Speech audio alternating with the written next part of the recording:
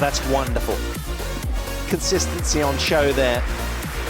So it's Beatrice Haddad-Maia that heads on through.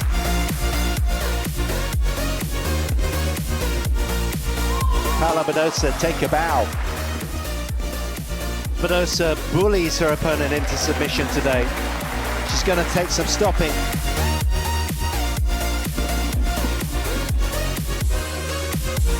Oh, it's in. Sensational point. Tatiana Maria advances.